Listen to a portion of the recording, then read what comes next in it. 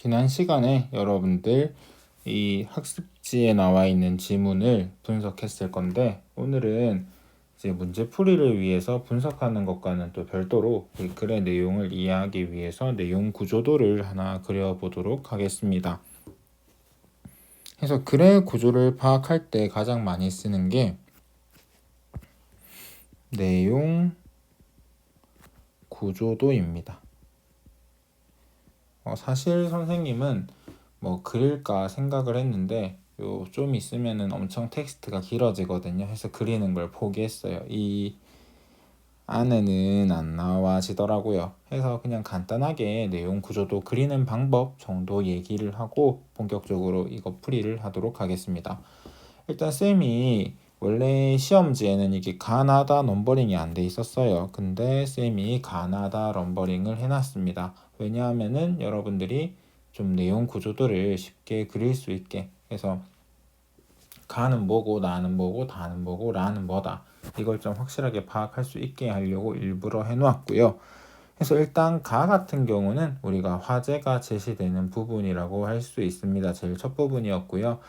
밑줄 쳐놨을 건데 맨 마지막 문장 어떻게 되고 있습니까? 철학자들은 이러한 노동에 어떤 의미를 부여했을까로 끝나고 있는데, 자, 화제를 질문을 통해서 제시하면서 뒤에 이어질 내용들을 예고하고 있습니다. 첫 번째 문단 가가 의문문으로 끝났기 때문에 이제 이어지는 나다라 문단은 전부 다 이 질문에 대한 답이라고 볼 수 있을 것입니다. 그러면은 뒤에 나오는 문단들 로크, 헤겔, 마르크스 순서대로 철학자들이 노동에 부여한 의미를 살펴보는 내용이 이어질 건데, 그럼 여러분들 봐서 알겠지만은 지금 철학자들마다 노동에 대해서 부여하는 의미가 다릅니다. 그럼 어떻게 다른지를 살펴보는 게 사실 제일 중요해요. 해서 이제 그런 내용들을 한번 차분히 살펴볼 건데, 여기에서 쌤이 병렬 구조라는 말을 하나 적어 놓았습니다. 병렬이라는 거는 지금 나하고 다하고 라 같은 경우에는 우리가 층위라고 하죠. 그래서 의미 관계가 대등해요. 로크에 대한 거, 헤겔에 대한 거, 마르크스에 대한 거. 그러니까 다는 나를 부연하기 위한 거나 얘도 아니고 그냥 각자 전부 다 첫 번째 문단에서 나온 질문에 대한 답변으로 칭의가 같습니다. 그래서 이런 식으로 선생님이 지금 그림을 그려 놓았고요. 해서 이런 거를 병렬 구조라고 하고, 이때 병렬 구조에서는 다양한 질문에 대한 답, 화제에 대한 내용이 나옵니다. 아까도 얘기했지만 얘들 층위가 같기 때문에 이거 세 개를 비교하는 문제가 많이 나올 수밖에 없습니다.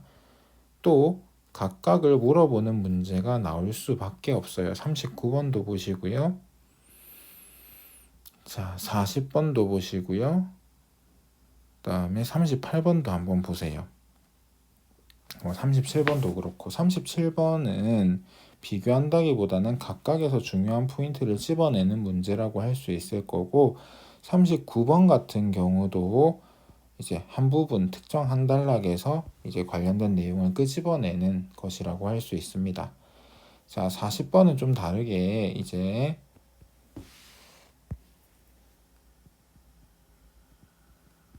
보기하고 이 나다라가 어떤 관계를 가지고 있는지 한번 볼게요. 보기 같은 경우도 여러분 지금 제레미 리프킨이라고 하는 학자의 노동의 의미, 이 사람이 부여한 노동의 의미에 대해서 서술하고 있는 단락입니다. 그럼 내용상으로 봤을 때는 사실 저 보기를 뭐라고 할 수 있겠다? A4라고 할 수 있겠죠. 네 번째 답변이라고 할 수 있습니다. 그럼 마찬가지로 A1, A2, A3, A4가 전부 다 어떤 관계를 이루고 있다?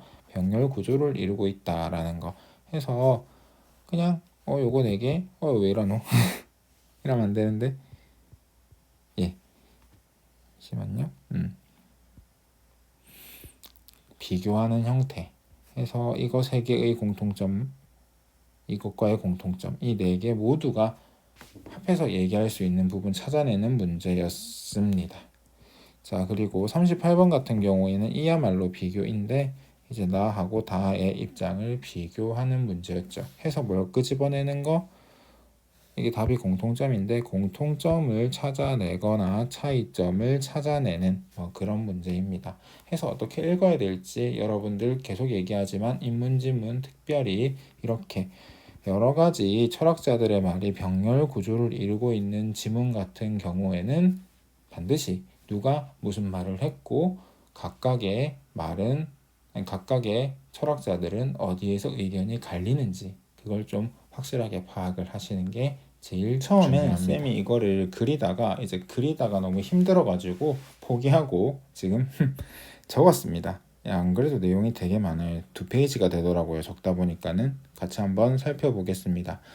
첫 번째 단락은 넘어가겠습니다. 화제 제시고 질문이고 질문을 통해서 화제를 제시했고요. 이제 나머지 나, 다, 라 그리고 보기까지는 전부 다 이 질문에 대한 답변이라는 것 여러분 확인을 했을 거고요.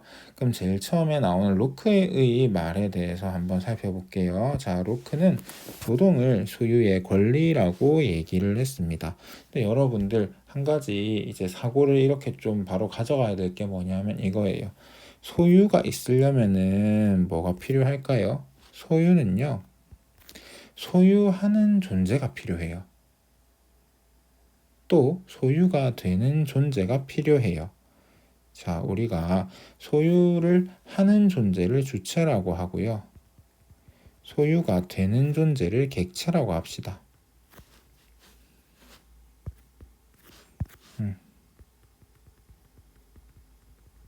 소유에는 뭐가 있다고요? 주체와 객체가 존재합니다. 그럼 이 로크가 있는 단락에서 사실 주체와 객체라는 말은 나오지 않습니다만 사실 여기에도 주체와 객체가 있어요. 뭐가 주체하고 뭐가 객체인지 한번 볼게요. 자, 신이라는 개념을 먼저 얘기해요. 존재 개념. 저한테는 존재겠죠. 예, 인류에게 자연과 이성을 부여했다라고 되어 있는데 중요한 말은 자연입니다. 필기를 세모로 했기 때문에 여기서도 세모로 하겠습니다. 자연은 어떤 특징이 있어요? 모두가 소유할 수 있는 공유물이라고 하는 특징이 있습니다. 자, 근데 신은요 인류에게 자연과 이성을 주면서 이성을 통해 자연을 뭐 하라고 했어요? 활용하고 이용하라고 했습니다. 무엇을 목적으로? 자, 인류의 생존이 목적입니다. 자, 신이 인류에게 자연과 이성, 자, 공유물인 자연을 주어서 이성을 통해 이용하라고 한 이유가 뭐다? 인류의 생존이 그 목적입니다. 자, 근데 인간은요 공유물이 아닌 것도 가지고 있어요. 뭐냐 하면 신체를 가지고 있습니다. 인간이 지금 소유하고 있는 건 두 개예요. 하나는 뭐예요? 공유물이에요. 자, 모든 인간은 자연을 공유할 수 있으니까 공유물이에요, 일단. 자, 그리고 인간은 뭘 가지고 있어요? 공유되지 않는 신체를 가지고 있습니다. 예를 들어가지고 내가 A라는 친구가 있다고 할게요. 자, 우리는 둘 다 인간이고 모두 신체를 가지고 있는데 자, A의 신체는 내 겁니다.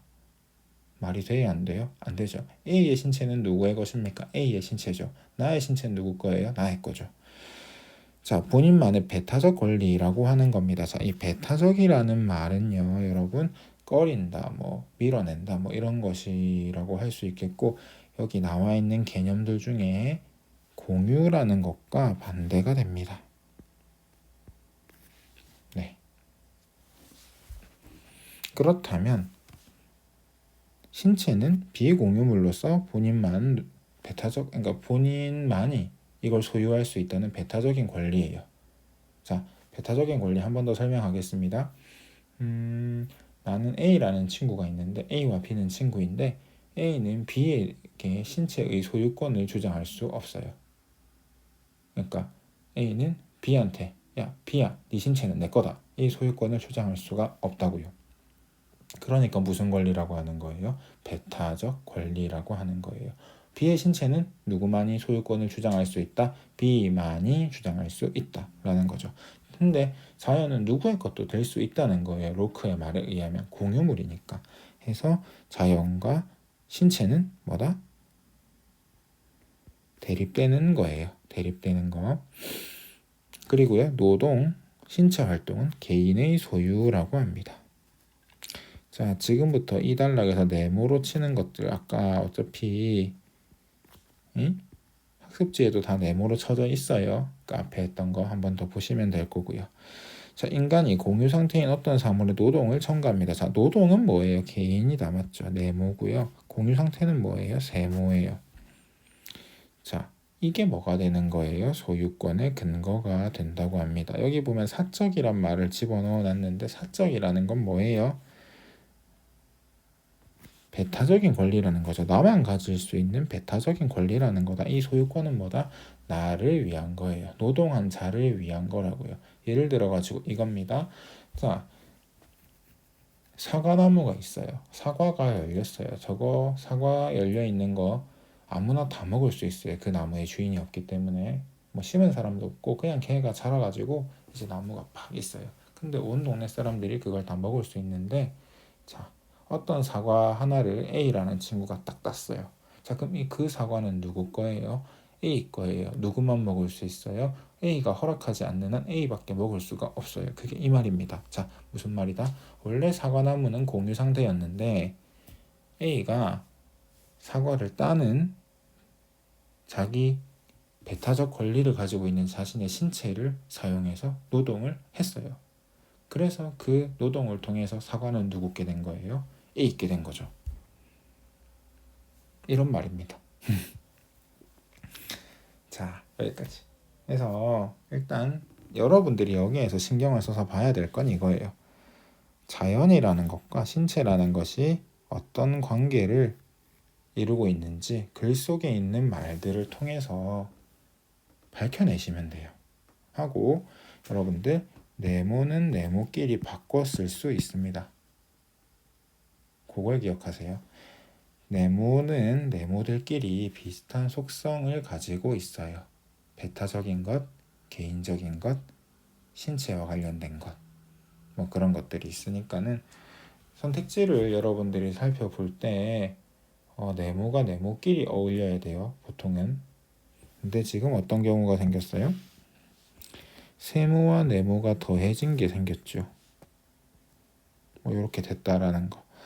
해서 세모와 네모의 관계를 좀 열심히 보면서 이 글을 읽었으면 좋겠습니다. 그러나 모든 노동이 공유물이 아니고 공유물인데 왜 이랬을까? 공유물에 대한 소유권의 근거는 아니라고 되어 있어요. 신의 목적에 반한다면 공유물에 대한 소유권의 근거가 될 수 없어요. 내가 이거를 적어놓은 이유가 있습니다. 그래서 한번 찾아보세요. 자, 인류의 생존을 위해서 신이 준 건데 그걸 지 맘대로 써버리면 그러니까 지가 한 노동이 인류의 삶에 보탬이 안 된다면 그건 소유권을 주장할 수 없다라고 명시가 돼 있어요. 그래. 뭐 그런 것들 살펴보시면 자, 다의 해결인데요. 자, 노동의 사적 소유권을 넘어라는 말로 지금 시작이 되고 있습니다. 자, 사실 여기 있는 사적 소유권이란 말은 여기 로크에서는 없고 여기에서 나오는 말이에요. 근데 내가 왜 여기다 갖다 썼느냐? 결국에 로크가 얘기하는 거를 제일 단순화시켜서 줄인 게 노동의 사적 소유권이란 개념이기 때문에 그래요. 오호, 이 단락에 있던 말을 여기에서 요약시켜주고 있네요. 그리고 넘어라는 표현을 쓴다는 거는 일단 기본적으로 해겔은 로크의 주장을 인정하고 있다라는 겁니다. 요거 색깔로 표시를 해야 되는데 잠시만요. 자, 여기 보면은 아이고 이상하다. 다시 해겔이고요. 그 다음에 얘는 로크인데 지금 이거는 누구의 말이다? 로크의 말이죠.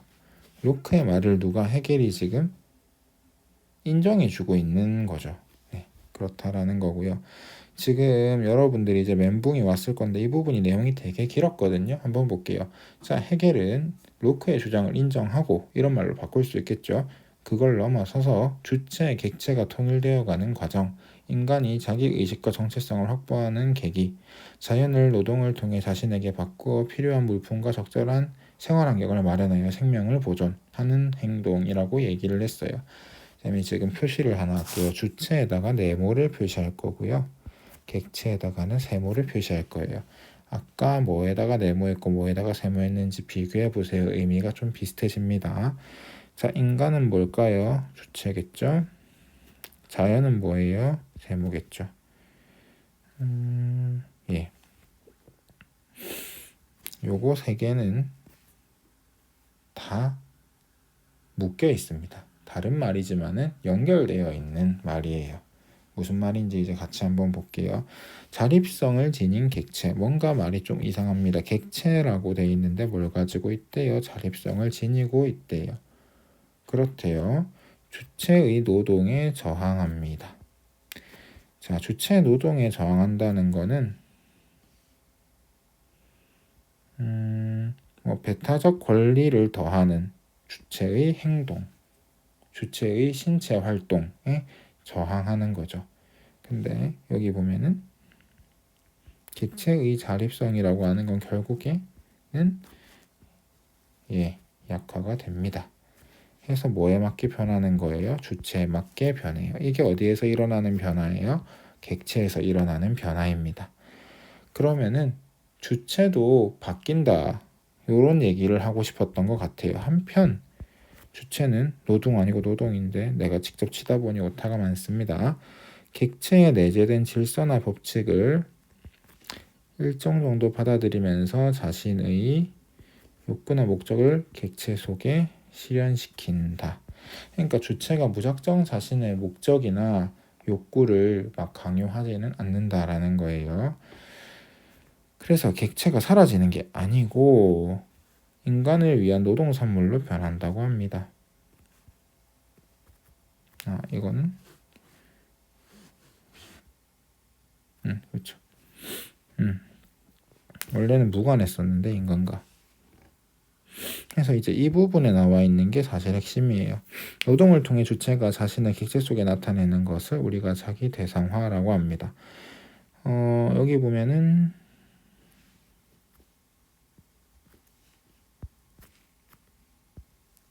같은 말이에요. 자, 그러면은 이렇게 설명을 해볼게요. 인간이 자신의 욕구나 목적을 객체 속에 실현시키는 것은 자기 대상화이다. 맞지요? 자, 요거 두 개를 같이 한번 묶어가지고 요 부분이랑 같이 얘기를 해볼게요. 객체의 자립성은 주체에 알맞게 변화되고, 다시 할게요. 객체의 자립성은 인간의 노동에 의해 일정하게 제거되고 약화되고, 주체는 객체에 내재된 질서나 법칙을 일정 정도 받아들이면서 자신의 욕구나 목적을 객체 속에 실현시키는 것, 그쵸? 이걸 통해 주체와 객체는 노동 산물 속에서 통일되어 간다. 네. 그러니까 내가 지금 한 거는 여기에 있는 말 대신에 위에 있는 말들을 썼어요. 내가 전달하고자 하는 핵심은요. 글에 있는 정보들끼리는 다 관련성이 있어요. 특히 비문학 지문에서는요. 약간 일종의 술주정이라고도 할 수 있어요. 무슨 얘기냐면은 술 먹으면 사람들이 했던 얘기 또 하고 했던 얘기 또 해요. 또 일종의 잔소리라고 할 수 있어요. 했던 얘기 또 하고 했던 얘기 또 해요. 뭐 나도 그렇죠, 여러분들에게. 근데 비문학 지문은 그러니까 했던 얘기를 조금 비틀어 가지고 또 하고 또 비틀어 가지고 또 하고 뭐 그런 글이라는 거예요. 그래서 내용이 길어져요. 근데 몇 개 쳐내면은 딱 읽기만 하면 돼요. 아니면 정 안 되면 이 부분만 알아도 요거 몰라도 괜찮아져요. 주체는 그 속에 실현된 자기 대상화의 정도만큼 자기 의식을 확보. 이거 어디에서 봤습니까? 여기에서 봤죠. 그러니까 사실 이 세 번째 단락에서는요. 제일 처음에 주제를 다 던져줬어요. 그리고 뭐 그 과정을 어려운 말로 설명하고 한 번 더 다시 되풀이하고 있어요. 뭐 이런 이 단락의 구조를 여러분들이 파악을 하면은 뭐가 무슨 말인지 정도는 이해할 수 있을 겁니다. 그러니까 내가 지금 바라는 거는 내 말을 듣고 하고 이해를 하는 게 아니고요. 내 말을 듣고 아, 이 문장이랑 관련이 있구나. 이 문장이랑 이 문장이랑 연결이 돼 있구나. 뭐 이런 것들을 파악하기를 바라는 거예요. 쌤은 그냥 그래요. 자, 그런데라는 말이 나와 있죠. 자, 노동을 통한 주객 통일에는 한계가 존재한다라고 지금 헤겔은 지적하고 있는데 이걸 정면으로 반박하고 있는 친구가 누구다? 맨 마지막에 나오는 그분이죠. 마르크스입니다. 일단 마르크스는 헤겔의 노동관을 수용한다라고 돼 있는데 대신에 헤겔이 지가 주장한 거에서 한계점에는 어떻게 한다고 돼 있어요? 동의를 하지 않아요. 이게 마르크스와 헤겔의 차이점입니다. 공통점도 있겠죠. 여기에서 하나 물어볼게요. 진짜 쉬운 건데 마르크스는 노동의 사적 소유권을 노동의 사적 소유권에 대한 로크의 주장을 인정할까요? 안 할까요? 하겠죠. 이거에 대해서 반대한다는 말은 없어요. 일단 기본적으로 헤겔이 가지고 있는 이 말들은 다 받아들이는데 대신에 어떤 부분? 지금 이 부분은 난 인정 안 할란다. 인정 못 하겠다. 이렇게 얘기하는 거예요. 자, 쭉 깁니다. 인간은 노동을 통해 외부 대상인 자연을 가공하여 인간 뭐 한다고요? 노동을 통해 자연. 자, 외부 대상. 인간의 욕구와 자기 실현을 알맞은 인간화된 자연. 자, 인간화된 자연은 뭐예요? 네모 더하기 세모인 거죠. 인간의 욕구와 자기 실현. 이건 네모겠죠? 자, 객체의 인간적 형식을 부여. 객체에 더하기 네모겠죠. 인간적 형식을 부여했다니까는 자연적 소재의 형식을 부정함으로써 지금 뭐 하는 거예요? 세모를 어떻게 하는 거예요? 부정하는 거예요. 한번 끊어줄게요. 보기 쉽게. 주체의 주관적 욕구나 목적을 대상으로 객관화시킨다고 해요. 무슨 말인지는 모르셔도 됩니다. 네, 괜찮아요. 이런 건 몰라도. 가공된 대상은 뭐예요? 세모 더하기 네모겠죠. 주체의 형식이 부여되고 주체의 요구나 목적 등이 물질화돼요. 구체적 노동적 산물이 됨. 예. 어쨌든 이렇게 약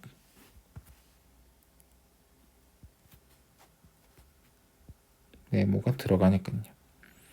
인간은 노동을 통해 만들어낸 노동 산물에서 자신의 능력을 확인하고 네모가 들어가니까 자기 인식과 정체성을 확보, 자연의 구속에서 벗어나 자유를 획득하면서 자아를 실현, 노동, 현실적인 주객 통일의 방법, 인간 자아의 실현 과정. 주객 통일이 이거잖아요. 그렇죠? 이게 뭐라는 거예요? 자아 실현의 과정이라는 거죠. 좀 러프하게 하긴 했는데